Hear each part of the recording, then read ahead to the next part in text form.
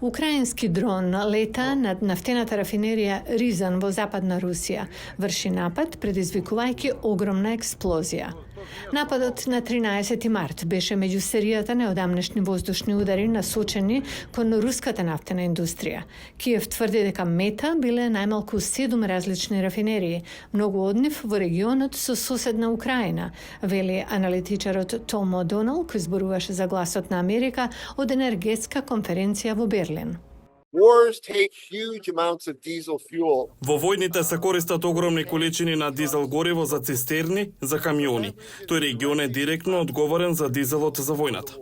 Нападите исто така имаат за цел да ги намалат приходите од нафтата на Русија. Уште еден напад со беспилотно летало погоди рафинерија во Нижни Новгород на 12 март, околу 775 километри во Русија. Со нападите во внатрешноста врз рафинериите се уништува дизелот. Мора да се префрлат на продавање нафта ако сакаат да заработат. Неодамнешните напади со беспилотни летала го намалија севкупниот капацитет на Москва за преработка на нафта за 370.500 барели дневно или околу 7% според пресметките на Reuters.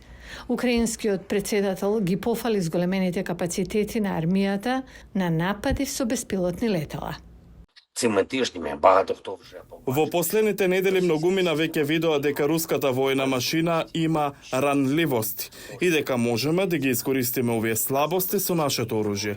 Украинските напади би можеле да го зголемат влијанието врз западните ценовни ограничувања на руската нафта, кои беа наметнати во декември 2022 година во обид да се намали профитот на Кремљ. Поголемиот дел од руската нафта сега се пренесува со танкери, голем дел преку Балтичкото море. Тоа представува можност за сојузниците на Украина, вели О'Донел.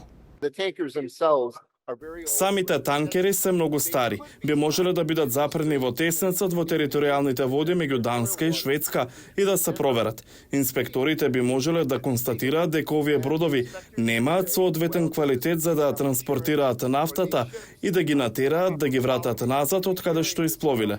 Тоа би било драстична промена. Киев и неговите сојузници се надеваат дека нивните заеднички напори ќе го намалат главниот извор на приходи на Русија за финансирање на инвазијата врз Украина.